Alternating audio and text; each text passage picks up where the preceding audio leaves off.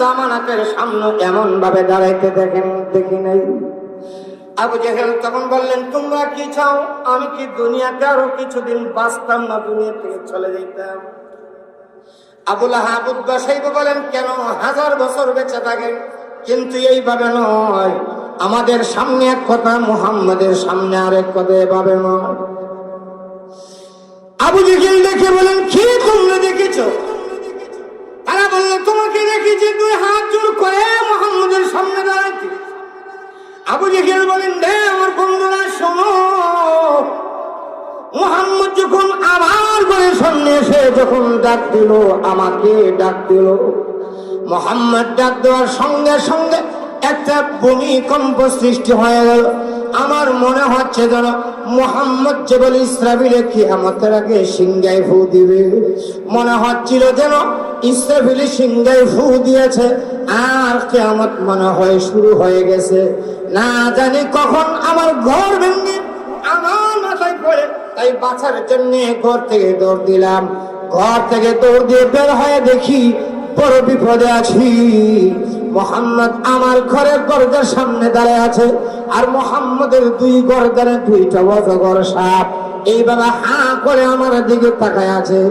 একটা টুট হলো মুহাম্মদের গর্দানে, আর একটা টুট আসমান জমিনের মাঝখানে, মধ্যখানে 2টা টুটের মাঝখানে একটা কালো কসকসে জিহ্বা দিয়া আমার দেখে আয়, আমার ভেলো আয়। আল্লাহু আকবার বলবেন না? ওই সাপ আমাকে ডেকে ডেকে বলছে, এতিমের টাকাগুলি ফেরত দিবি না, আমার পেটে আসবে। তাই আমি সাপের পেট থেকে বাঁচার জন্য এতিমের টাকাগুলি ফেরত দিয়েছি। আমি কি অন্যায় করেছি? আবু জেহেল আবু লাহাবের ওই সঙ্গ পঙ্গরা বলে, না না, অন্যায় করো নাই, বাঁচার জন্য যা করেছো তুমি রাজ করেছো। জোরে বলেন নাউযুবিল্লাহ। বাইরা আমার, আল্লাহ তাআলা কোরআনুল কারীমে পাই বলে দিয়েছে, আরাআইতাল্লাযী ইউকাযযিবু বিদ্দীন ফাযালিকাল্লাযী ইয়াদউল ইয়াতীম। সে আবু জেহেল এতিমকে ধমক দিয়ে তাড়ায় দিত, অথচ ইয়তিমের বাবা মৃত্যুর সময় আবু জেহেল তার বাবার পাশে বসে থাকতো আর বলতো, চিন্তা করো না, তোমার মৃত্যুর পরে তোমার সন্তানের দায়িত্ব আমার হাতে, আমার গাড়ে। ভাইরা আমার, আল্লাহ নবীর চাচা আবু তালিব সখরাতুল হাবিব, ওই সময়ে আবু জেহেল আল্লাহর হাবিবের সামনে, আল্লাহর হাবিবের চাচা আবু তালিবের কাছে বসে আছে। আমার নবী, আপনার নবী আবু তালিবের কাছে গিয়ে বললেন, চাচা আমি এসেছি, আপনি আমার কানে কানে একবার বলুন লা ইলাহা ইল্লাল্লাহ, তাহলে আমি কিয়ামতের দিন আল্লাহর কাছ থেকে সুপারিশ করে আপনাকে আল্লাহর তৈরি জান্নাতে দিয়ে দিব। আমি আবু জেহেল আবু তালিবকে লক্ষ্য করে দেখে বললেন, কি ব্যাপার, মৃত্যুর সময় আপনি বাপ দাদার ধর্মের সুনকালি মারবেন? আবু জেহেলের কথা শুনে আবু লাহাবের গায়রতে লাগলো, আত্মমর্যাদায় লাগলো। তাই আবু লাহাবের ওই কথা শুনে, আবু জেহেলের ওই কথা শুনে আবু তালিব থেকে বললেন, বাতিজা রে, পরকালে যদি জাহান্নামে জ্বলতে হয় তাও রাজি আছি, কিন্তু জীবনের শেষ মুহূর্তে বাচ্চাদের ধর্মে সংকালি মারতে চাই না। কারণ হলো আমার মৃত্যুর পরে লোকেরা বলবে, আবু তালিব লোকটা যদিও ভালো ছিল কিন্তু মৃত্যুর সময় কাজটা কি করলো, বাপ দাদার ধর্ম ছেড়ে মুহাম্মদের ধর্ম গ্রহণ করেছে। ভাই আমার, আল্লাহ নবীর নবুয়তের বয়স 10, নবীর বয়স 50, আল্লাহর হাবিবের বয়স 50। 619 খ্রিস্টাব্দে আবু তালিবের মৃত্যুর পরে আল্লাহর হাবিবের সবচেয়ে প্রশাসনিক ভাবে যিনি বেশি সহযোগিতা করতেন তিনি চলে গেলেন, বেঈমান কাফেররা সুযোগ পেয়ে গেলেন। অন্যদিকে কিছুদিনের ব্যবধানে আমার আপনার নবীর স্ত্রী হযরত মা খাদিজা রাদিয়াল্লাহু তাআলা আনহা, যিনি আল্লাহর হাবিবকে সবচেয়ে বেশি অর্থনৈতিকভাবে সহযোগিতা করেছেন। ভাইরা, খাদিজা রাদিয়াল্লাহু তাআলা আনহার আব্বার নাম খুয়াইলিদ। খুয়াইলিদ ছিলেন আরবের একজন শিল্পপতি। বর্তমানে শিল্পপতি আজ থেকে 50-60 বছর আগে শিল্পপতি নামে কোনো শব্দ বাংলাদেশে ছিল না, তখন বাংলাদেশের শব্দ ছিল জমিদার। জোরে বলুন ঠিক না বেঠিক? আজকে থেকে 50 বছর আগে কি আছে? জমিদার। এখন তো শিল্পপতির বাড়ি, তখন বলতো জমিদারের বাড়ি। আরে এখনো জমিদার বাড়ি আছে আমাদের নাসিরনগরে। যান, হরিপুর বড় বাড়ি জমিদার বাড়ি, আমাদের খয়ারপুর বড় বাড়ি জমিদার বাড়ি, কুখর্ণ বড় বাড়ি জমিদার বাড়ি, আমাদের বুনিয়াদ জমিদার বাড়ি। ইতিহাস প্রমাণ করে এখনো সেই স্মৃতিগুলি ভেসে আছে। ঠিক না বেঠিক? এখনো হরিপুরের বড় বাড়ি জমিদার বাড়ি দেখার জন্য দূর দূরান্ত থেকে লোকেরা আসে জমিদার বাড়ি দেখতে। আজ থেকে 50 বছর আগে শিল্পপতি ছিল না, ছিল কি? জমিদার। হযরত খাদিজা রাদিয়াল্লাহু তাআলা আপা ছিলেন আরবের সবচেয়ে বড় জমিদার। টাকা পয়সা, ধন সম্পদ, ব্যাংক ব্যালেন্স, ব্যবসার কোনো অভাব ছিল না, চাকর নকরের কোনো অভাব ছিল না। কিন্তু সন্তান, একমাত্র সন্তান খাদিজা, আর কোনো সন্তান নাই। এইদিকে বাবা হলেন একজন শিল্পপতি জমিদার, অন্যদিকে খাদিজা হলেন বিশ্ব সুন্দরী। জোরে বলুন সুবহানাল্লাহ। মেয়ের অবস্থা দুইটা। মেয়ের বাবা যদি জমিদার হয়, মেয়ের গায়ের রং যদি কালো হয়, অসুবিধা হয় না। বিয়ে করার জন্য ছেলেরা পাগল হয়ে যায়, কারণ চিন্তা করে কালো হয়েছে কি হয়েছে, বাবার তো মাল আছে, বিয়ে করলে রেলগাড়ি বইরা মাল পাওয়া যাবে। কথা বলেন আর একটু জোরে বলেন। আর যদি মেয়ের বাবা গরিব হয়, রিক্সার ড্রাইভার হয়, তাও সমস্যা হয় না। মেয়েটা যদি ম্যাডাম খালেদা জিয়ার মতন সুন্দর, কথা হয়। মেয়েটা যদি বিশ্ব সুন্দরী হয়, মেয়ের গায়ের রং যদি সব সুন্দর হয়, ফর্সা হয়, গঠন যদি সুন্দর হয়, মেয়ে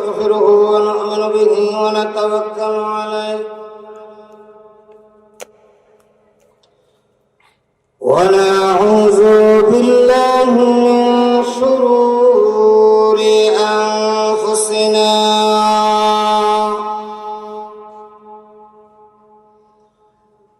من يهده الله فلا مضل له ومن يضلله فلا هادي له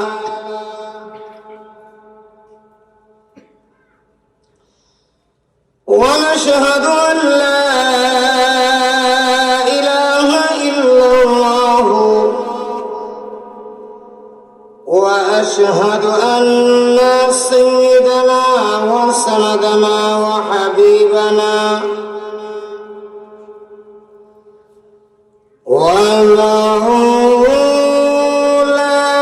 ومولانا محمدا عبده ورسوله أما بعد فقد قال الله تعالى في كلامه المجيد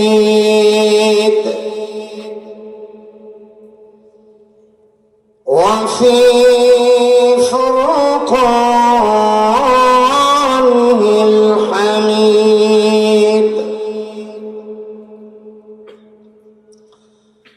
أعوذ بالله من الشيطان الرجيم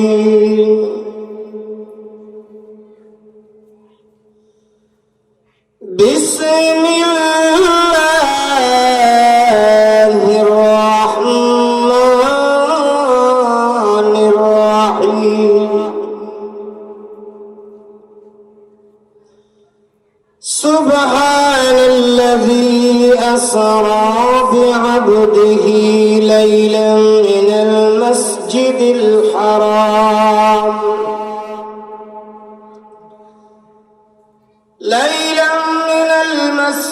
الحرام إلى المسجد الأقصى الذي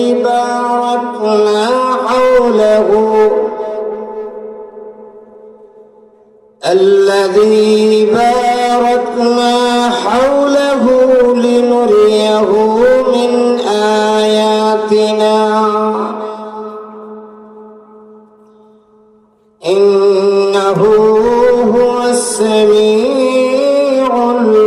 بصير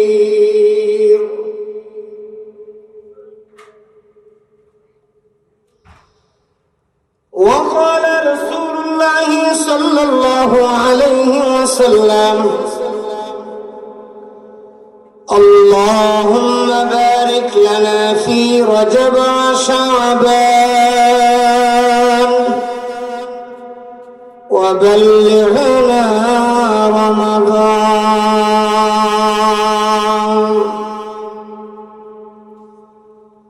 أو كما قال عليه الصلاة والسلام اللهم صل على محمد وعلى آل محمد كما صليت على إبراهيم وعلى آل إبراهيم إنك حميد مجيد اللهم بارك على محمد وعلى آل محمد كما باركت على إبراهيم وعلى آل إبراهيم إنك حميد مجيد حب محمد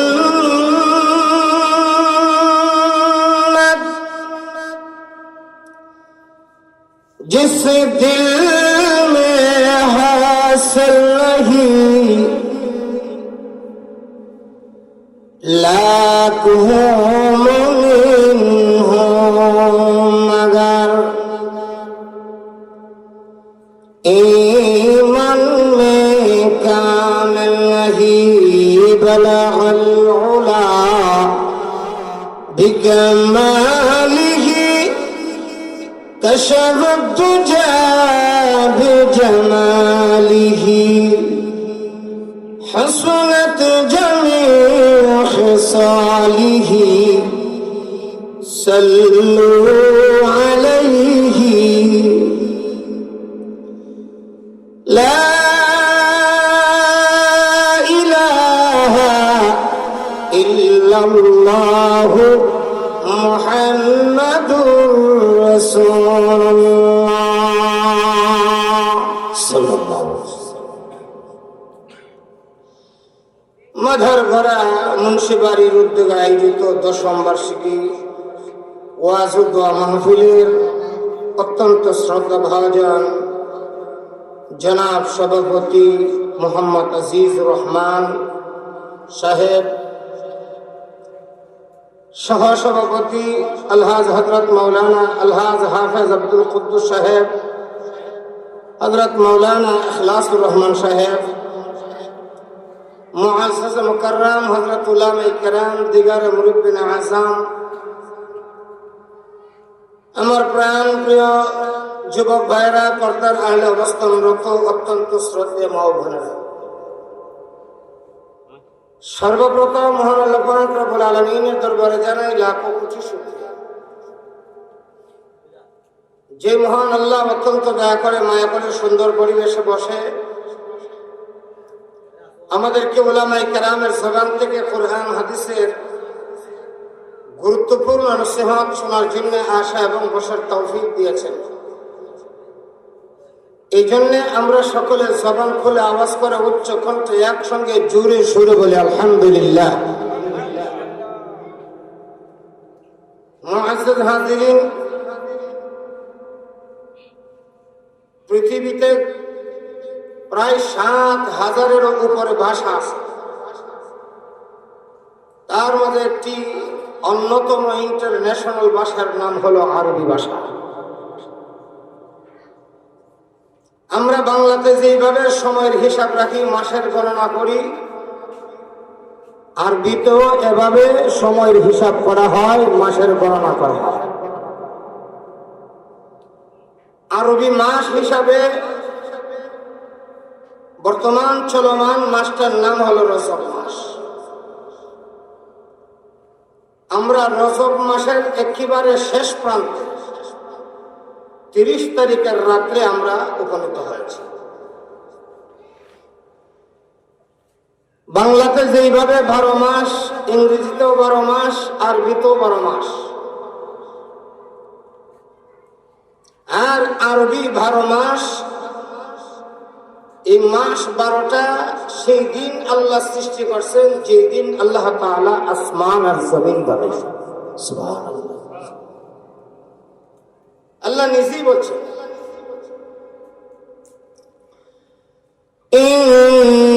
ইন্না ইদ্দাতাশ শুহুরি ইনদাল্লাহি 12 শাহরা في كتاب الله يوم خلق السماوات والأرض منها 4 حرم ذلك الدين القيم فلا تظلموا فيهن أنفسكم وقاتلوا المشركين كافة كما يقاتلونكم كافة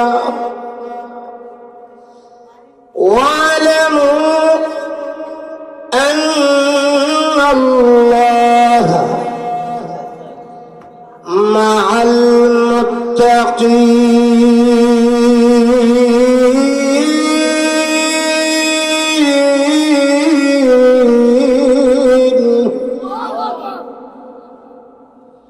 إن عدة الشهور عند الله 12 شهرا আল্লাহ বলেন নিশ্চয় আল্লাহর কাছেও মাসের সংখ্যা 12টা। আল্লাহর কাছেও মাসের সংখ্যা কয়টা? কখন থেকে? يوم خلق السماوات والأرض منها 4 حرم যেই দিন থেকে আল্লাহ তাআলা আসমান আর জমিন বানাইছেন সেদিন আল্লাহ তাআলা মাসও বানাইছেন। মিনহা 4 حرم এই 12 মাসের মাঝে 4টি মাস আল্লাহ তাআলা সম্মানিত বানাইছেন। সুবহানাল্লাহ বলুন। এই 12 মাসের মধ্যে 4টি মাস কি সম্মানিত। এই 4 মাস কি? কোরআনুল কারীমে তার ব্যাখ্যা নাই, তার ব্যাখ্যা আছে হাদিসে। আল্লাহ রাসূল বলেন সেই 4 মাস হলো শাওয়াল, জিলকাদ, জিলহজ, মুহররম।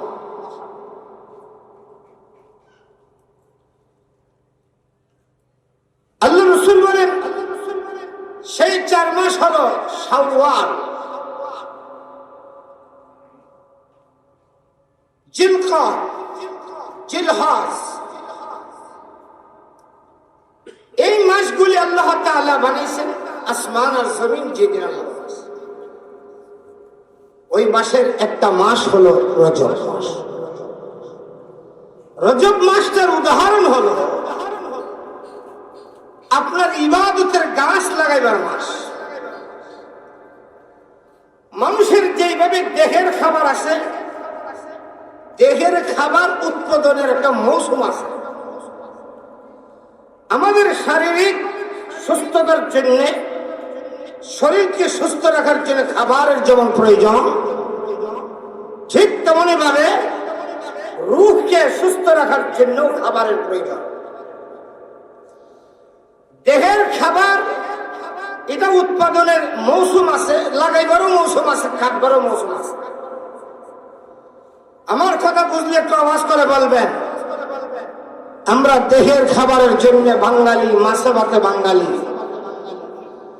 আমাদের এই ভাত আমরা যে খাই, ধান থেকে চাল হয়।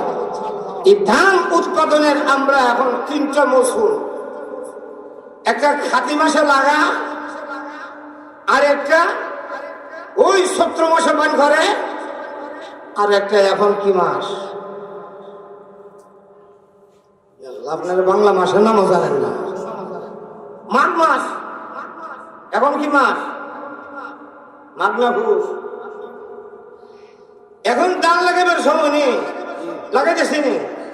এটা কাটবো কোন সময়? বৈশাখ মাস। এর মাঝখানে এটার গুড়ি সার দিব, উঠার দিব, বাঁচবো, তারপরে বৈশাখ মাসে কাটবো। যদি এখন কেউ না লাগা, বৈশাখ মাসে কাটবার আশা করলে খাজিব।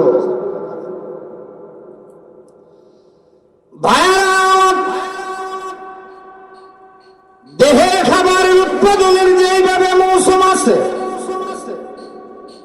পুষ মাঘ মাসে যেইভাবে মানুষ ধান লাগা, আর ফাল্গুন চৈত্র মাস তার পিছনে মেহনত করে সার দে, উঠার দে, পাশে, তাহলে সেই বৈশাখ মাসে ধান কাইটা করে আনে। ঠিক তেমনি ভাবে দেহের খাবার হলো দুনিয়ার খাবার, আর রুহের জন্য কে খাবার আছে? রুহের খাবার হলো ইবাদত। ইবাদত হলো রুহের খাবার। ইবাদতের কিছু মৌসুম আছে, ওই মৌসুম মতে ইবাদত করতে হয়। যেইভাবে ইবাদতের একটা মৌসুম হলো জিলহজ মাস। জিলহজ মাসে ইবাদতের একটা মৌসুম হলো হজ। হজ আপনি অন্য মাসে করলে হবে না, জিলহজ মাসেই করতে হবে। জিলহজ মাসে আরেকটা ইবাদত আছে কোরবানি। কোরবানিটা অন্য মাসে দিলে হবে না, জিলহজ মাসেই দিতে হবে। ঠিক তেমনি ভাবে ইবাদতের একটা মৌসুম হলো রমজান মুবারক। রমজান মাসে আল্লাহ তাআলা ঈমানদারের জন্য রোজাকে ফরজ করে দিয়েছেন। কোরআনুল কারীমে আল্লাহ তাআলা ইরশাদ ফরমান, ইয়া আইয়ুহাল্লাযীনা আমানু কুতিবা আলাইকুমুস সিয়াম কামা কুতিবা আলাল্লাযীনা মিন ক্বাবলিকুম লাআল্লাকুম তাত্তাকুন।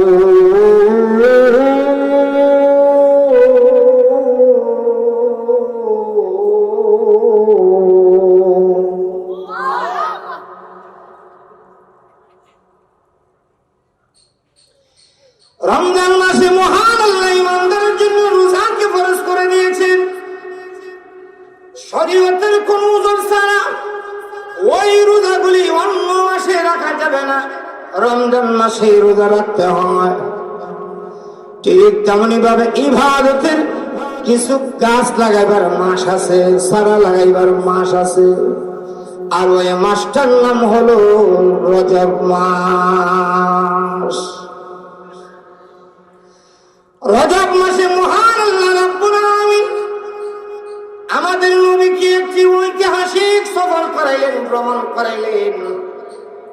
যেই ভ্রমণের পথে কোরআন কারীমে সূরা বনী ইসরাঈলে আল্লাহ রাব্বুল আলামিন ফরমান, ও দুনিয়ার মানুষ শুনে নাও। আল্লাহ তাআলা বলেন, যতই তুমি কষ্ট করবা, কষ্টের পরে তোমার স্বস্তি আছে, স্বস্তি আছে। তুমি আগে যদি মজা করো, তাহলে চিন্তা করবে পরে তোমার জন্য সাজা অপেক্ষা আছে। আর যদি আগে তুমি সাজা পেয়ে নাও, কষ্ট করো, তাহলে আশা করতে পারো তোমার জন্য ভবিষ্যতে কি আছে, শান্তি আছে। ফাইন্না মাআল উসরি ইউসরা, ইন্না মাআল উসরি ইউসরা। প্রত্যেকটা কষ্টের পরে স্বস্তি আছে। আমার আপনার নবী মক্কায় জন্মগ্রহণ করলেন। আল্লাহ রাসূল কোরআনুল কারীম আল্লাহ রাসূলের কাছে নাযিল হওয়ার পরে নবীজি আনুষ্ঠানিকভাবে নবুয়তের দাওয়াত শুরু করলেন, দ্বীনের দাওয়াত শুরু করলেন। বেঈমান কাফেররা আমার আপনার নবীকে বহু নির্যাতন করেছে, অকথ্য ভাষায় গালাগালি করেছে। সব নবীজি পায়ের তলে ফেলে আল্লাহর হুকুম দ্বীনের দাওয়াতের কাজ চালিয়ে যাচ্ছে।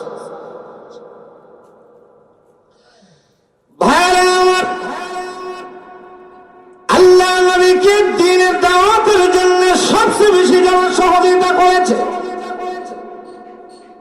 তার মধ্যে একজন হল নবীর আপন চাচা আবু তালিব। আবু তালিব প্রশাসনিকভাবে আল্লাহর নবীকে সবচেয়ে বেশি সহযোগিতা করেছে।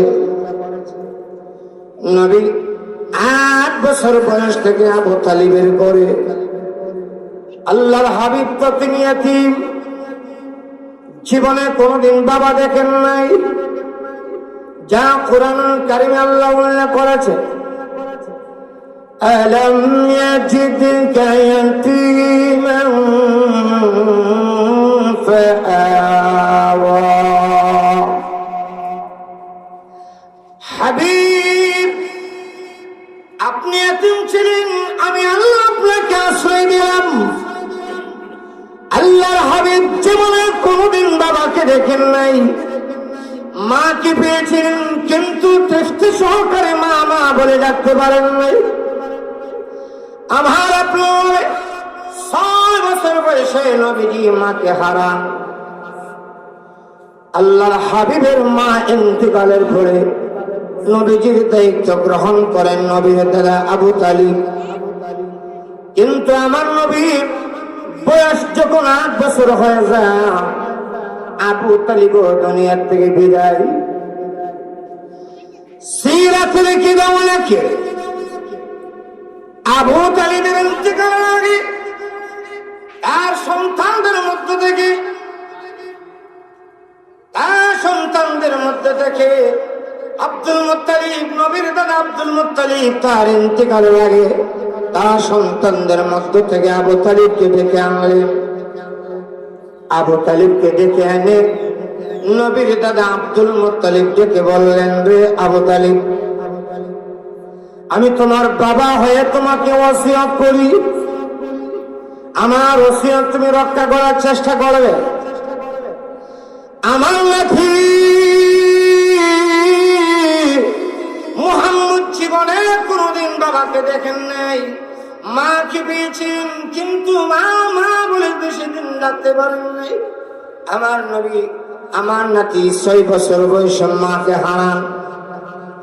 আমার নাতির মা আমিনার ইন্তেকালের পরে তার মার আদর আর স্নেহ, বাবার আদর আর স্নেহ দিয়ে আমি তার দাদা আব্দুল মুত্তালিব আমি তাকে আমার বুকের সঙ্গে আগলাই রেখেছি। কিন্তু আমার মন বলছে এই পৃথিবীতে আর বেশি দিন বাঁচব না, পৃথিবী ছেড়ে চলে যাওয়ার টাইম এসে গেছে। আরে আমার সন্তান আবু তালিব, বাবা হয়ে তোমাকে ওসিয়ত করে যায়, আমার মৃত্যুর পরে আমার নাতির সেবা যত্ন করবে, দেখশন করবে, খেয়াল রাখবে। আমার নাতি যেন কোনদিন বাবা এবং মার অভাব যেন বুঝতে পারে না। আব্দুল মুত্তালিবের ওসিয়ত আবু তালিব এমন ভাবে পালন করলেন, নিজের সন্তানকে এত আদর করেন না যত আদর আর স্নেহ, ভালোবাসা আর মহব্বত আমার আপনার নবীকে করেছেন। সকলে আওয়াজ করে বলুন সুবহানাল্লাহ। আবু তালিব আমাদের নবীকে এত ভালোবেসেছেন, বর্তমান পৃথিবীর সব মানুষের ভালোবাসা নবীর প্রতি যদি একদিকে রাখা হয় আর আবু তালিবের ভালোবাসা যদি অন্যদিকে রাখা হয়, কিন্তু সারা জগতের মানুষ মিলে আবু তালিবের মতন আমার নবীর ভালোবাসা হবে না, আবু তালিবের সমান আমার নবীর প্রতি ভালোবাসা হবে না। জোরে বলুন সুবহান। আবু তালিব নবীকে ভালোবেসেছেন, কিন্তু ঈমান আনেন নাই। কি আনেন নাই? নবীকে ভালোবেসেছেন, নবীর আদর্শ গ্রহণ করেন, নবীকে মহব্বত করেছেন, নবীর সেবা যত্ন করেছেন, আদর স্নেহ করেছেন, নবীকে ভালোবেসেছেন, কিন্তু আবু তালিব নবীর প্রতি ঈমান আনেন নাই। যেই কারণে আবু তালিব এত ভালোবাসার পরেও জান্নাত পাবে না, তার ঠিকানা হয়ে গেছে জাহান্নাম। জোরে বলুন নাউজুবিল্লাহ। এতে বোঝা না শুধু ভালোবাসলে হবে না, নবীর আদর্শকেও লালন করতে হবে। আর একটু জোরে বলেন, নবী কি শুধু মুখে মুখে ভালোবাসলে হবে না, নবীর আদর্শ পালন করতে হবে। কোরআনুল কারীমে আল্লাহ নবীর আদর্শ গ্রহণ করার জন্য আল্লাহ বলেছেন, লাকাদ কানা লাকুম ফি রাসূলিল্লাহি উসওয়াতুন হাসানাহ। আল্লাহ বলেন, রাফেদের মানুষ, তোমাদের জন্য আমি আল্লাহ আমার বন্ধুর জীবনে রেখে দিয়েছি উত্তম আদর্শ। জোরে বলেন সুবহানাল্লাহ। তোমরা আমার বন্ধুর অনুসরণ করো, আদর্শ করো। ভাইরা আমার, আবু তালিব আল্লাহর হাবিবের দায়িত্ব গ্রহণ করলেন। আব্দুল মুত্তালিব মারা গেল, তখন আপনার আমার নবীর বয়স মাত্র 8 বছর। জোরে বলুন না। আমার আপনার নবীর বয়স মাত্র 8 বছর। 8 বছর বয়সের নবী আবু তালিবের ঘরে। চাচা আবু তালিব নবীকে এত ভালোবেসেছেন, মা বাবার অভাব বুঝতে দেন নাই। শুধু আবু তালিবই নয়, আবু তালিবের স্ত্রীর নাম ফাতেমা। ফাতেমাও নবীকে কত ভালোবেসেছেন। একটু ছোট্ট ঘটনা শুনুন। আমাদের দেশে মাঝে মধ্যে প্রতিবেশীদের ঘর থেকে পিঠা সিরা কিছু ভালো জিনিস করলে এক ঘর থেকে আরেক ঘরে দেয় না? কথা, এক মহিলা আরেক মহিলাকে দেয় না? ঠিক তেমনি ভাবে তখনের সময়ে আবু তালিবের প্রতিবেশীর ঘর থেকে কিছু খাবার আসলো। আবু তালিবের এক ছেলের নাম জাফর, আরেক ছেলের নাম আলী। জাফর আবু তালিবের স্ত্রী ছেলে, আবু তালিবের স্ত্রীর নাম ফাতেমা। নবীর আপন চাচি ফাতেমা। ফাতেমা আবু তালিবের স্ত্রী, নবীর চাচি। নবীজির চাচির কাছে কেহ কিছু খাবার দিলেন। ওই সময়ে তার গর্ভের সন্তান জাফর তার পাশেই ছিল, কিন্তু ফাতেমা জলদি করে খাবারটা কাপড়ের আঁচলের নিচে লুকিয়ে ফেললেন। নিজের কলিজার টুকরা সন্তান, গর্ভের সন্তান, পেটের সন্তান জাফরের পাশে থাকার পর জাফরকে খাবারটা দেন নাই। কিন্তু ওই খাবারটা ফাতেমা আমার আপনার নবী যখন চলে আসলেন, নবীর চাচি আবু তালিবের স্ত্রী ফাতেমা সেই খাবারটা তার সন্তানকে না দিয়ে ওই খাবারটা আপিল আলামিনকে দিয়ে দিলেন। বুঝে থাকলে বলুন, আওয়াজ করে বলুন। যে খাবারটা অন্য ঘর থেকে দিয়ে গেল, তার সন্তান কাছে ছিল। মা নিজের সন্তানকে খাবারটা না দিয়ে ওই জালের সন্তান, আপনারা জাল হয়নি, মহিলা একজন আরেকজনে, হ্যাঁ, দেবরের সন্তানকে দিবে। কথা বল, নিজের সন্তানকে না দিয়া ভাতিজাকে দিবে। দিল 3 ভাগে 4 ভাগের 1 ভাগ, আর 3 ভাগ দেবো নিজের ছেলে। এক বাবু, কথা বলো।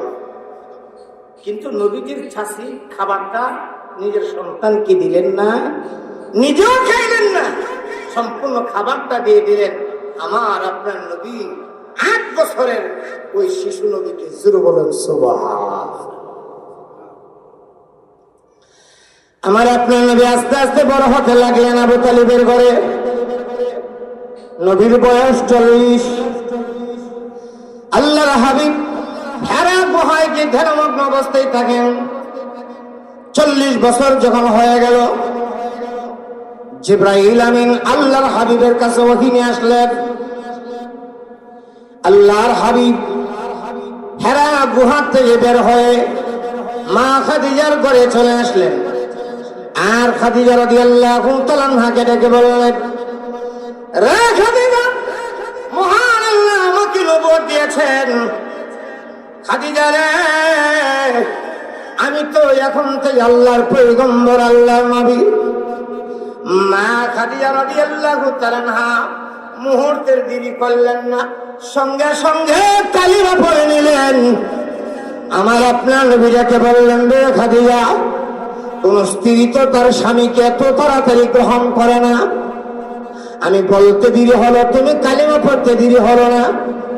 রে খাদিজা, কোনো প্রশ্ন করলে না, কোনো আশকাল করলে না, কোনো জিজ্ঞাসা করলে না। মা খাদিজা বলেন, কেন প্রশ্ন করবো? আমি তো আজকের দিনের জন্য অপেক্ষায় ছিলাম। কারণ হলো, বহুদিন আগে আমি স্বপ্ন দেখেছিলাম আকাশের পূর্ণিমার চাঁদ আমি খাদিজার কোলে উদয় হয়েছে। আমি স্বপ্নের কথা ওয়ারাকা ইবনে নওফলের কাছে যখন বললাম, ওয়ারাকা ইবনে নওফল বলে, রে খাদিজা, তোমার কপাল বলো ভালো। আমি বললাম, ওই আকাশের পূর্ণিমার চাঁদের ছাদ খুলে দেখলাম, এর সঙ্গে কপাল বলের কি সম্পর্ক? তখন ওয়ারাকা ইবনে নওফল জবাব দিয়েছিলেন, খাদিজা রে, এটা আসমানের পূর্ণিমার চাঁদ না গো, এটা মা আমেনার কোলের পূর্ণিমার চাঁদ। মুহাম্মদ ইবনে আব্দুল্লাহ সর্বপ্রথম নবুয়ত লাভ করার পরে তুমি খাদিজার ঘরেই চলে আসবে। আমি তো সেই দিন থেকে অপেক্ষা ছিলাম। আল্লাহু আকবার, আল্লাহু আকবার। আল্লাহ রাসূল সাল্লাল্লাহু আলাইহি ওয়াসাল্লাম এই দেখে নবীজি 40 বছর বয়সে যখন নবুয়ত পাইলেন, আল্লাহ হুকুম দিলেন, হে আমার বন্ধু, আপনি আমার দ্বীনের দাওয়াত চালিয়ে যান।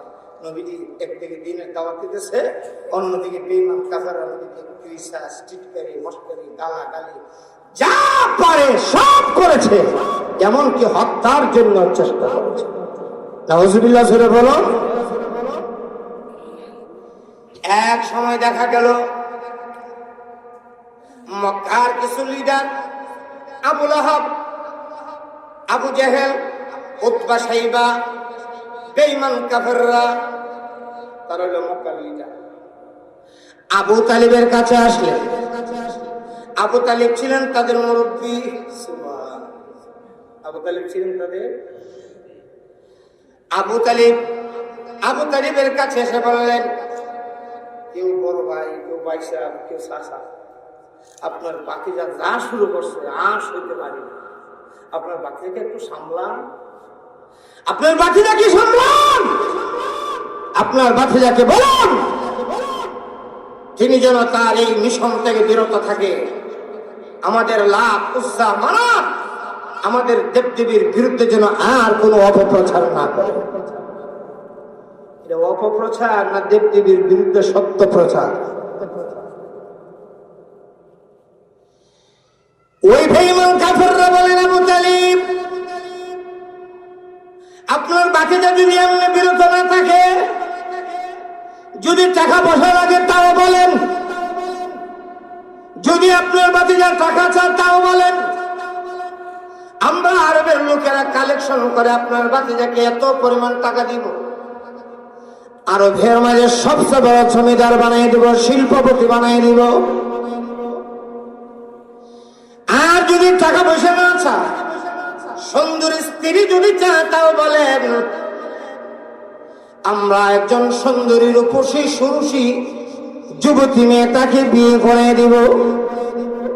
তাও যদি না চায়, মুহাম্মদের যদি কোনো মানসিক সমস্যা হয়, শারীরিক সমস্যা হয়, তাও বলেন, আমরা ডাক্তার কবিরাজ দেখাবো, তাকে চিকিৎসা করব। তারপরে আমাদের লাঠু জামানাতের বিরোধিতার থেকে বিরত থাকতে বলুন। আবু তালিব বললেন, ঠিক আছে, আমার বাতিজা আসো। তাদেরকে একটা বুঝ দিয়ে বিদায় দিলেন। আল্লাহর হাবিব যখন আবু তালিবের বাসায় আসলেন, আবু তালিব আমার আপনার নবীকে লক্ষ্য করে ডেকে বললেন, রে বাতিজা, আবু জেহেল, আবু লাহাব, উতবা, শাইবা, বেঈমান কাফেররা তারা আসছে আমার কাছে প্রস্তাব দিয়েছে, তুমি যদি দ্বীনের দাওয়াতের বিনিময়ে সুন্দর স্ত্রী চাও তাহলেও তোমাকে বিয়ে করাবে, যদি অর্থ সম্পদ চাও তারা কালেকশন করে দিবে, কি চাও বলো দেখি, তারপরে তোমার কাছ থেকে কিছুদিনের জন্য বিরত থাকো, যদি তোমার কোনো সমস্যা হয় শারীরিক বা মানসিক তারা তোমার চিকিৎসার ব্যবস্থা করবে, তাও বলতে পারো। আমার আপনার নবী তখন ডাক দিয়ে বললেন, তারা বলেছে যদি আমি দ্বীনের দাওয়াত থেকে বিরত থাকি আমাকে ধন সম্পদ দিবে। শুনুন গো চাচা, যদি আমার এক হাতে আসমানের সূর্যটা উঠাই দেওয়া হয়, অন্য হাতে যদি আসমানের চন্দ্রটা আমার হাতে তুলে দেওয়া হয়, দুই হাতে যদি আমার চন্দ্র আর সূর্য তুলে দেওয়া হয়, বিনিময় যদি বলা হয় একদিনের জন্য দাওয়াতের কাজটা বন্ধ করে দেওয়ার জন্য, চাচা গো আমি দুই হাত দেখে চন্দ্র সূর্য ছুড়ে মারব, তারপরে একটা সেকেন্ডের জন্য আমি আমার মহান আল্লাহর একাত্মবাদের কথা দাওয়াত দিতে বন্ধ থাকবো না, একটা মুহূর্তের জন্য আমি আমার দাওয়াতের কাজ করব। আমার আপনার নবী এই কথা বলে চোখের পানি ছেড়ে কান্না শুরু করলেন আর চলে যাচ্ছে। আবু তালিব যখন তাকায় দেখলেন নবীর চোখের কোণায় পানি, আবু তালিবের কলিজা যেন চূর্ণ বিচূর্ণ হয়ে যাচ্ছে, দুইটা হাত এইভাবে লম্বা করে দিয়ে নবীকে ডাকছে, আয় আয় আমার বুকে আয়, কোথায় যাবি, আমাকে ছেড়ে কোথায় যাবি, আমার এই জীবনের শেষ বয়সে পৌঁছে গেলাম, আমি তাদের সঙ্গে আর লড়াই করার মতন বয়স নাই, তারপরে কথা দিছি যতদিন আমি আবু তালিব পৃথিবীতে বেঁচে থাকি তুমি তোমার এক আল্লাহর দাওয়াত দিয়ে যাও, আমি যতদিন পৃথিবীতে বেঁচে থাকি আমার জীবন দশায় কেউ তোমার গায়ে একটা ফুল দিয়ে ঢিল দিতে পারবে না, তুমি তোমার দাওয়াত চালাও, আমি যতদিন বেঁচে থাকি কেউ তোমাকে বাধা দিতে পারবে না। আল্লাহু আকবার। যতদিন আবু তালিব পৃথিবীতে বেঁচে ছিলেন, আবু জেহেল, আবু লাহাব, উতবা, শাইবা যাই বর্ডার বর্ডার বাহিরে করছে, কিন্তু আবু তালিবের সামনে একবারে নত হয়ে গেছে, কারণ আবু তালিব ছিলেন তাদের সকলের পিতা। সুবহানাল্লাহ জোরে বলুন না। আবু তালিব ছিলেন তাদের সকলের ভাই। আমার নবুয়তের 10ম বছর, আমার আপনার নবীর বয়স তখন 50। যে আবু তালিব এত ভালোবাসা দিল, ওই আবু তালিবের চক্রা শুরু হয়ে গেল। আমার আপনার নবী যখন শুনলেন আবু তালিবের চক্রা শুরু হয়ে গেছে, দৌড়ে গেলেন। আমার আপনার নবী গিয়ে দেখেন নবী যাওয়ার আগে বাট ফাট্টা দিয়ে বলিস,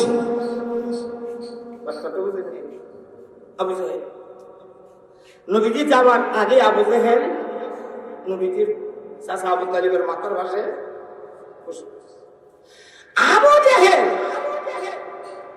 তার স্বভাব ছিল, কোন মানুষ যদি মৃত্যু সজ্জার সক্রাত অবস্থা শুনতো দৌড়ে তার কাছে গিয়ে তার সান্ত্বনা দিত আর বলতো, চিন্তা করো না, মরণ তো দিন লাগবে। তখন ওই মৃত্যু সজ্জার লোককে আবু জেহেলের হাত ধরে বলতো, ভাই চাচা বাজান, আমি তো দুনিয়া থেকে চলে যেতেছি, আমার ছোট ছোট বাচ্চাগুলি আছে, তুমি একটু দিক করে। আবু জেহেল বলতো, তুমি কি তার আমি কি তার, তোমার সন্তান কি আর আমার সন্তান কি, চিন্তা করো না, আমি যতদিন আছে তোমার সন্তানের কোনো টেনশন নাই। কিন্তু মারা যাওয়ার সাথে সাথে বাটপারে ওই এতিমের সম্পদ গ্রাস করে ফেলতো। জোরে বলুন নাউজুবিল্লাহ। এতিমের সম্পদ কি করে ফেলতো? কোরআন আল্লাহ বলে, أرأيت الذي يكذب بالدين فذلك الذي يدعو اليتيم ولا يحض على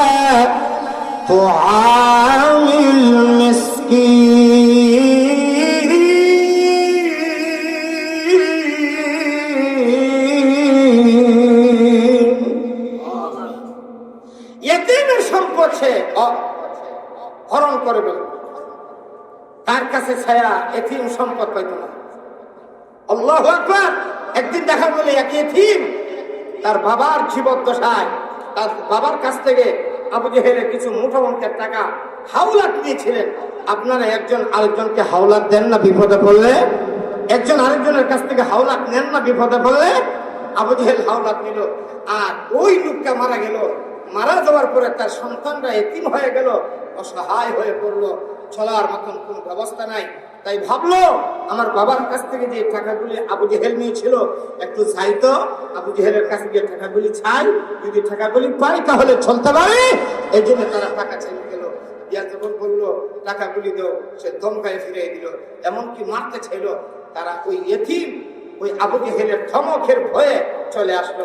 আইসা দেখে খাবারের সামনে আবুল আহাব, উতবা, সাইবা কিছু লিডার তারা বসে বসে গল্প করে। এতিম ওই লোকগুলিকে বললেন, বড় সর্দার আবু জেহেল আমার বাবার কাছ থেকে কিছু টাকা নিয়েছিল, টাকাগুলি দিচ্ছে না, আমি গেলাম, আমাকে ধমক দিয়ে তাড়াই দিল, আমাকে মারতে আসলো। আপনারা যদি একটু সুপারিশ করে বলতেন তাহলে আবু জেহেল টাকাগুলি দিয়ে দিত, আমি একটু চলতে পারতাম। তারা বললো, আবু জেহেলের কাছ থেকে যদি টাকা উদ্ধার করতে হয় তাহলে আমাদের দ্বারা সম্ভব নয়। টাকাগুলি যদি উদ্ধার করতে হয় একমাত্র আব্দুল্লাহর ছেলে মুহাম্মদ সাল্লাল্লাহু আলাইহি সাল্লাম ছাড়া আর কেউ পারবে না। সবাই বলেন না সুবহানাল্লাহ। তারা যে বলল কথা সত্য, মতলব খারাপ। তারা যে বলল কথা সত্য, টাকা উদ্ধারের জন্য তারা বলে নাই। তারা জানে আবু জেহেল নবীজিকে চোখের কোনা দিয়ে দেখতে পারে না। আবু জেহেল মুহাম্মদ সাল্লাল্লাহু আলাইহি সাল্লামের নাম শুনতে পারে না, সইতে পারে না।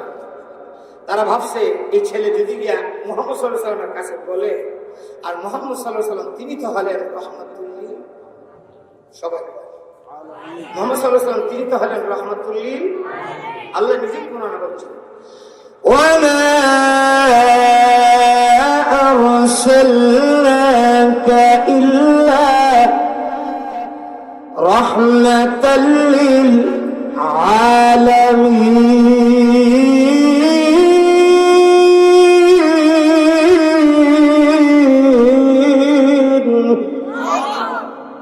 আল্লাহ বলেন আমার নবী হলেন রহমত আলম, তমাম জগতের জন্য রহমত, রাহমাতুল লিল আলামিন। তারা ভাবলো যদি এই ছেলেটা মুহাম্মদ সাল্লাল্লাহু আলাইহি সাল্লামের কাছে গিয়ে বলে তাহলে তিনি তো রাহমাতুল লিল আলামিন। এই ছেলের পক্ষে আবু জেহেলের কাছে যাবে, আর আবু জেহেল যখন মুহাম্মদকে দেখবে তখন ধমকায় বিদায় করে, অপমান করবে, লাঞ্ছনা দিবে, অসম্মান করে বিদায় করে দিবে। আর তারা কাবা ঘরের সামনে বইয়ে বইয়ে দেখবো আর হাত খালি দেবে, এই মতলবে তারা বানাইছে। কিন্তু এই ছোট বাচ্চা এতিম ছেলেরা বুঝতে পারে নাই। সে আল্লাহর হাবিবের কাছে দৌড়ে গেলেন, গিয়ে বলেন, হে মুহাম্মদ সাল্লাল্লাহু আলাইহি সাল্লাম, আমার আব্বার কাছ থেকে আবু জেহেল কিছু টাকা নিল, টাকাগুলি চাইতে গেলাম, আমার আব্বা মারা গেছে, আমরা এতিম, টাকাগুলি চাইতে গেলাম কিন্তু আবু জেহেল টাকাগুলি দেয় নাই, বরং ধমক দিয়ে বিদায় করে দিল। কাবা ঘরের সামনে আবুল আহাব, উতবা, সাইবা বসা আছে, তাদের কাছে বললাম সুপারিশ করার জন্য। তারা বলল, আপনি ছাড়া নাকি কেউ টাকা উদ্ধার করতে পারবে না, তাই অনুগ্রহ করে মেহেরবানি করে যদি চলতেন আবু জেহেলকে একটু বলে দিতেন তাহলে হয়তো আমার টাকাগুলো উদ্ধার হয়ে যেত। আমার আপনার নবী এতিমের কথা শুনে কাল বিলম্ব না করে, মুহূর্ত সময় নষ্ট না করে এতিমের হাত ধরে আল্লাহর হাবিব আবু জেহেলের বাড়ির দিকে দিলেন রওনা। সুবহানাল্লাহ। এতিম ছেলেটাকে নিয়ে আল্লাহ রাসূল আবু জেহেলের ঘরের দরজার সামনে গিয়ে তারা একটু ডাকতেছে, চাচা বাড়িতে আছে? সকলে একটু জোরে বলেন আল্লাহু আকবার। আবু জেহেল কিন্তু আমার আপনার নবীর আসল চাচা না, এটা গোষ্ঠীর চাচা। কে চাচা? আরে গোষ্ঠীর কিছু চাচা আছে না, আপনার গোষ্ঠীর চাচা, আপন চাচা। গিয়ে ডাক দিলেন, চাচা বাড়িতে আছেন? একটা ডাক দিতে দেখা না। আবু জেহেল ঘর থেকে কাপড় হেসরাইয়া পাগলের মতন দৌড়ে ভাবিছে, বাইরিয়া আয়েশা আল্লাহ রাসূলের সামনে দুইটা হাত এইভাবে জোর করে দাঁড়াইছে। আপনারা কি সজাগ আছে? সুবহানাল্লাহ বললে গুনাহ হবে? সবাই জোরে বললে সুবহানাল্লাহ। তুই হাত জোর করে বেঁধে দাঁড়াইছিস, আর যারা ফাটাইছি তারা দেখতেছে কি রে, ভাবলাম কি হইল কি। আমরা তো ভাবছি মুহাম্মদ সাল্লাল্লাহু আলাইহি ওয়াসাল্লাম গেলে আবু জেহেল তাকে গালাগালি করে অপমান করে বিদায় করবে, কিন্তু আবু জেহেল তো মুহাম্মদের সামনে এমন ভাবে দাঁড়াইছে, কোনদিন তো আবু জেহেল আমাদের লাত উজ্জা মানাতের সামনে ভাবে দাঁড়ানা। আমাদের কাছে আসলে মুহাম্মদের হেন করেঙ্গা থেন করেঙ্গা, আর মুহাম্মদের সামনে গেলে একবারে সেলান্দা। এই তোমার আসল রূপ আমরা দেখে ফেলেছি।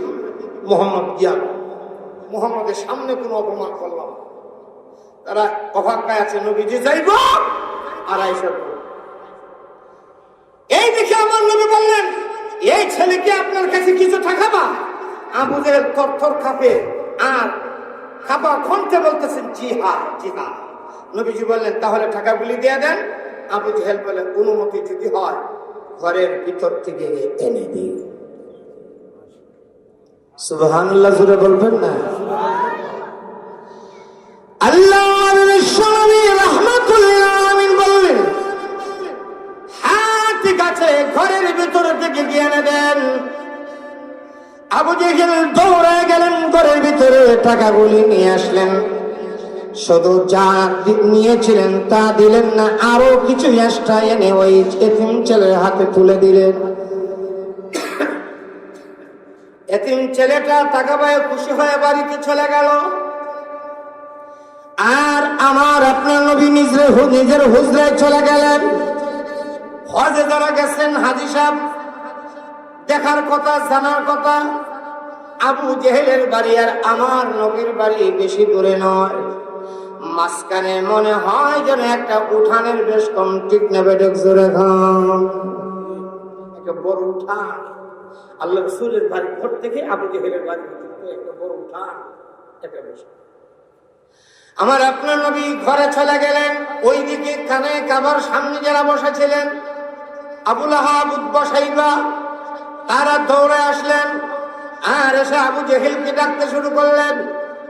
আবু জেহেল ঘর থেকে বের হলো। তারা বললেন, সব থেকে বেরিয়েছি, মুহাম্মদের সামনে আসলে মুহাম্মদের কাছে সারেন্ডার হয়ে যান, আর আমাদের কাছে আসলে মুহাম্মদের হে করেগা সেই করেগা, মুহাম্মদের অনেক কিছু করবেন, এই বলে আমাদেরকে আশ্বাস দেন আর হুমকি দেন। আবু জেহেল বলেন, কে বলতে চাও, ভালো করে পরিষ্কার বাসি বাবা। তারা বলেন, সব দেখেছি, মুহাম্মদের সামনে এমন ভাবে দাঁড়াইলেন যেমন কোনদিন আমাদের লাত জামানাতের সামনে এমন ভাবে দাঁড়াইতে দেখি নাই। আবু জেহেল তখন বললেন, তোমরা কি চাও, আমি কি দুনিয়াতে আরো কিছুদিন বাঁচতাম না, দুনিয়া থেকে চলে যেতাম?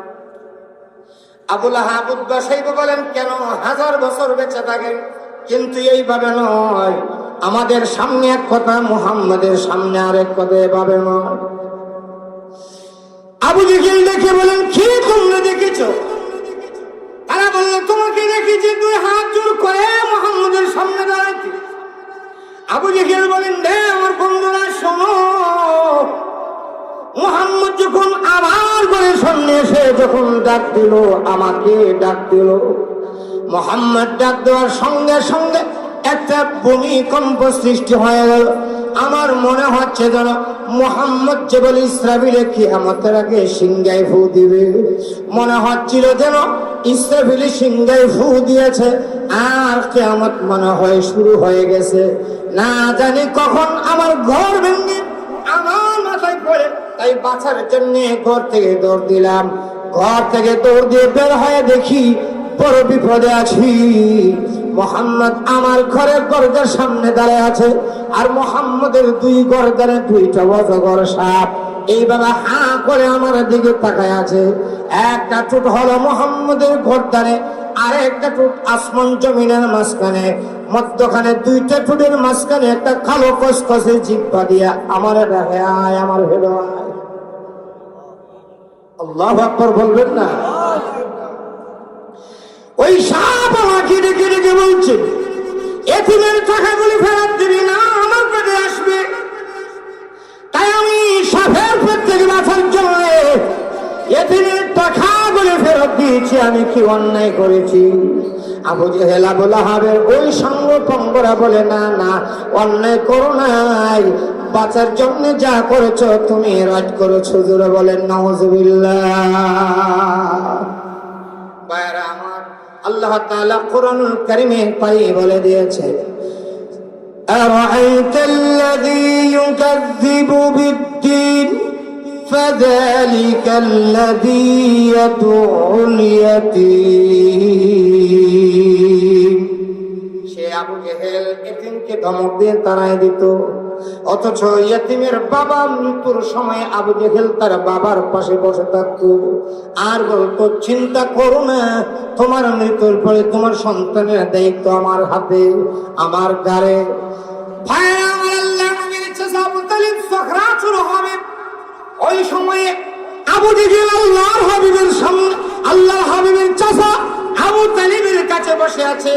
আমার নবী, আপনার নবী আবু তালিবের কাছে গিয়ে বললেন, চাচা আমি এসেছি, আপনি আমার কানে কানে একবার বলুন লা ইলাহা ইল্লাল্লাহ, তাহলে আমি কিয়ামতের দিন আল্লাহর কাছ থেকে সুপারিশ করে আপনাকে আল্লাহর তৈরি জান্নাতে দিয়ে দিব। আমি আবু জেহেল আবু তালিবকে লক্ষ্য করে ডেকে বললেন, কি ব্যাপার? মৃত্যুর সময় আপনি বাপ দাদার ধর্মের সুনকালি মারবেন? আবু জেহেলের কথা শুনে আবু লাহাবের গায়রতে লাগলো, আত্মমর্যাদায় লাগলো। তাই আবু লাহাবের ওই কথা শুনে, আবু জেহেলের ওই কথা শুনে আবু তালিব থেকে বললেন, বাতিজারে, পরকালে যদি জাহান্নামে জ্বলতে হয় তাও রাজি আছি, কিন্তু জীবনের শেষ মুহূর্তে বাচ্চাদের ধর্মে সন্তালি মারতে চাই না। কারণ হলো, আমার মৃত্যুর পরে লোকেরা বলবে, আবু তালিব লোকটা যদিও ভালো ছিল কিন্তু মৃত্যুর সময় কাজটা কি করলো? বাপ দাদার ধর্ম ছেড়ে মুহাম্মদের ধর্ম গ্রহণ করেছে। ভাইরা আমার, আল্লাহ নবীর নবুয়তের বয়স 10, নবীর বয়স 50, আল্লাহর হাবিবের বয়স 50। 619 খ্রিস্টাব্দে আবু তালিবের মৃত্যুর পরে আল্লাহর হাবিবের সবচেয়ে প্রশাসনিক ভাবে যিনি বেশি সহযোগিতা করতেন তিনি চলে গেলেন, বেঈমান কাফেররা সুযোগ পেয়ে গেলেন। অন্যদিকে কিছুদিনের ব্যবধানে আমার আপনার নবীর স্ত্রী হযরত মা খাদিজা রাদিয়াল্লাহু তাআলা আনহা, যিনি আল্লাহর হাবিবকে সবচেয়ে বেশি অর্থনৈতিকভাবে সহযোগিতা করেছেন। ভাইরা, খাদিজা রাদিয়াল্লাহু তাআলা আনহার আব্বার নাম খুয়াইলিদ। খুয়াইলিদ ছিলেন আরবের একজন শিল্পপতি। বর্তমানে শিল্পপতি, আজ থেকে 50-60 বছর আগে শিল্পপতি নামে কোনো শব্দ বাংলাদেশে ছিল না। তখন বাংলাদেশের শব্দ ছিল জমিদার। সুরে বলুন ঠিক না বেঠিক? আজকে থেকে 50 বছর আগে কি আছে? জমিদার। এখন তো শিল্পপতির বাড়ি, তখন বলতো জমিদারের বাড়ি। আরে এখনো জমিদার বাড়ি আছে আমাদের নাসিরনগরে। যান, হরিপুর বড় বাড়ি জমিদার বাড়ি, আমাদের খয়ারপুর বড় বাড়ি জমিদার বাড়ি, কুখরনা বড় বাড়ি জমিদার বাড়ি, আমাদের বুনিয়াদ জমিদার বাড়ি। ইতিহাস প্রমাণ করে এখনো সেই স্মৃতিগুলি ভেসে আছে। ঠিক না বেঠিক? দেখা এখনো হরিপুরের বড় বাড়ি জমিদার বাড়ি দেখার জন্য দূর দূরান্ত থেকে লোকেরা আসে জমিদার বাড়ি দেখতে। আজ থেকে 50 বছর আগে শিল্পপতি ছিল না, ছিল কি? জমিদার। হযরত খাদিজা রাদিয়াল্লাহু তাআলা আনহা ছিলেন আরবের সবচেয়ে বড় জমিদার। টাকা পয়সা, ধন সম্পদ, ব্যাংক ব্যালেন্স, ব্যবসার কোনো অভাব ছিল না, চাকর নকরের কোনো অভাব ছিল না। কিন্তু সন্তান, একমাত্র সন্তান খাদিজা, আর কোনো সন্তান নাই। এইদিকে বাবা হলেন একজন শিল্পপতি জমিদার, অন্যদিকে খাদিজা হলেন বিশ্ব সুন্দরী। জোরে বলুন সুবহানাল্লাহ। মেয়ের অবস্থা দুইটা। মেয়ের বাবা যদি জমিদার হয়, মেয়ের গায়ের রং যদি কালো হয় অসুবিধা হয় না। বিয়ে করার জন্য ছেলেরা পাগল হয়ে যায়, কারণ চিন্তা করে কালো হয়েছে কি হয়েছে, বাবার তো মাল আছে, বিয়ে করলে রেলগাড়ি বইরা মাল পাওয়া যাবে। কথা বলেন আর একটু জোরে বলেন। আর যদি মেয়ের বাবা গরিব হয়, রিক্সার ড্রাইভার হয়, তাও সমস্যা হয় না। মেয়েটা যদি ম্যাডাম খালেদা জিয়ার মতন সুন্দর, কথা হয় মেয়েটা যদি বিশ্ব সুন্দরী হয়, মেয়ের গায়ের রং যদি সুন্দর হয়, ফর্সা হয়, গঠন যদি সুন্দর হয়, মেয়ের বাবা গরিব ভালো, অসুবিধা নাই। দেখা যায় এলাকার চেয়ারম্যানের, মেম্বারের, এলাকার শিল্পপতিদের ছেলেরা বিয়ে করার জন্য আগ্রহ প্রকাশ করে। যদি বন্ধু বান্ধব জিজ্ঞাসা করে এই বাড়িতে বিয়ে করলে থাকবি কোথায় গিয়ে, তখন জবাব দেয়, আরে শ্বশুর বাড়িতে কে কতদিন থাকে। তারপরে যদি হয়, না হয় শ্বশুর বাড়িতে একটা বিল্ডিং তুলে দিলাম। তারপরে কেমন মেয়ে হাজারেও হওয়া যায় না, ঠিক না ঠিক খান? মেয়ের অবস্থা দুইটা, একটা যদি বাবা গরিব হয়, মেয়ে সুন্দর হলে বিয়ে আটকা থাকে না। আবার যদি বাবা জমিদার হয়, মেয়ে ভালো হলেও বিয়ে আটকা থাকে না। কিন্তু খাদিজা রাদিয়াল্লাহু তাআলার বিষয়টা ব্যতিক্রম। একটা তিনি হলেন বিশ্ব সুন্দরী, অপর দিকে বাবা হলেন জমিদার। জোরে বলেন সুবহানাল্লাহ। চতুর্দিক থেকে বিয়ের প্রস্তাব আসছে। খাদিজা রাদিয়াল্লাহু তাআলার আব্বা ছেলের কাছে বিয়ে দিলেন। আল্লাহর কুদরত, দাম্পত্য জীবন শুরু হলো, এক সন্তানের মা হলো। ওইদিকে খাদিজা রাদিয়াল্লাহু তাআলার স্বামী মারা গেল। আল্লামা শাইখুল হাদিস আল্লামা আসিফুল হক রাহমাতুল্লাহি আলাইহি বুখারী শরীফের ব্যাখ্যার মাঝে লেখেন, খাদিজা রাদিয়াল্লাহু তাআলা স্বামীর সম্পদ এবং সন্তান নিয়ে বাবার বাড়িতে চলে আসলো। হে মাদার দরের ভাইয়েরা আমার, ভালো করে বলুন, আর কথা যদি বলেন একটু জবান খুলে আওয়াজ করে জবাব দিবেন। খাদিজার বাবা আগে থেকে গরিব ছিল না, ধনী ছিল? জোরে বলেন। এবার যখন খাদিজা স্বামীর বাড়ির সম্পদ নিয়ে আসলো, বাবার সম্পদের সঙ্গে এক হলো, তাই সম্পদ কমছে না বাড়ছে? জোরে খান। অন্যদিকে এক সন্তানের মা হলে কি হবে? মনে হয় যেন বিয়ে হয় নাই। জোরে বলেন সুবহানাল্লাহ। তাই আবারও দেখা যায় চতুর্দিক থেকে বিয়ার জন্য প্রস্তাব আসতেছে। খাদিজার বাবা খুয়াইলিদ একটা ছেলেকে যাচাই বাছাই করে পছন্দ করে বিয়ে দিলেন। আল্লাহর কুদরত বোঝা যায় না, কিছুদিন পরে ওই ছেলেটাও মারা গেল। খাদিজা দ্বিতীয় স্বামীর সম্পদ নিয়ে বাবার বাড়িতে চলে আসলো। কিন্তু এখন আর কেউ বিয়ের প্রস্তাব নিয়ে আসে না। কেউ যদি বিয়ের প্রস্তাব নিয়ে যাইতে চায়, তার বন্ধু বান্ধব যদি শুনে ফেলে, জিজ্ঞাসা করে কোথায় যাবে? খুয়াইলিদের বাড়িতে। কেন? খাদিজার জন্য বিয়ের প্রস্তাব নিয়ে। তখন তার বন্ধু বান্ধবরা বললে, হ্যাঁ বুঝতে পেরেছি, তোর মরণের টাইম এসে গেছে। কারণ জানাস না, খাদিজা যে বিয়ে বললি জামে মারা যায়, এই জন্য আর কেউ বিয়ে করতে চায় না। ভাইরা আমার, খাদিজা রাদিয়াল্লাহু তাআলাকে লোকেরা আবার বিভিন্ন ভাষায় বলতে শুরু করলো। কেউ বলে অলক্ষী, কেউ বলে কপাল ফোড়া, কেউ বলে হতভাগা, কেউ বলে জামাই খাউরি। জামাই কি খাওয়া যা? কিন্তু খাদিজার স্বামী মারা যা, এই জন্য লোকেরা বলে সে জামাই খাউরি। জোরে বলেন নাউজুবিল্লাহ। মা খাদিজার কাছে যখন কথাগুলি আসতেছে, মা খাদিজাও চিন্তা করলেন আর জীবনে বিয়ে বসবো না।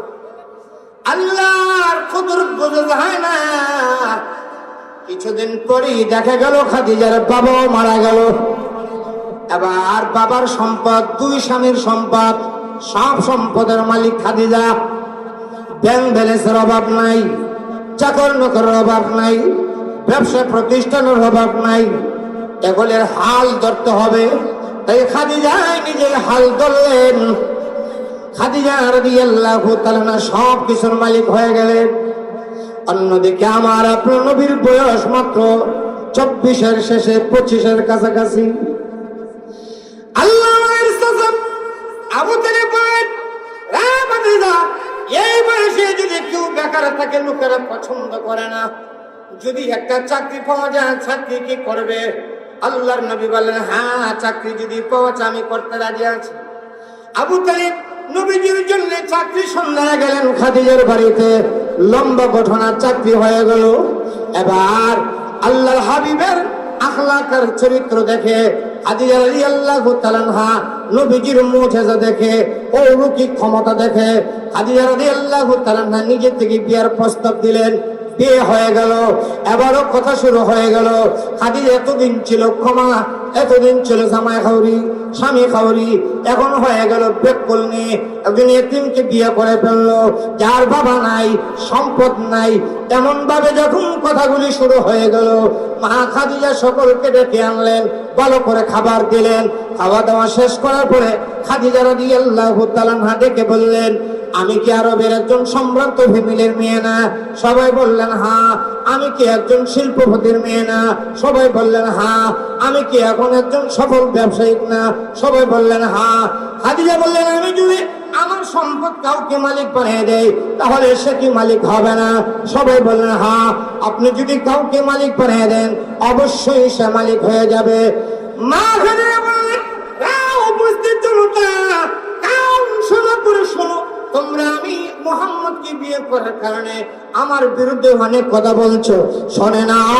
আমি তোমাদের সকলকে সাক্ষী রেখে বলেছি, আমার স্থাবর যা সম্পদ আছে এই মুহূর্তে তোমাদের সকলের উপস্থিতিতে আমি আমার সম্পদ, আমার প্রাণের স্বামী মুহাম্মদকে মালিক বানিয়ে দিলাম।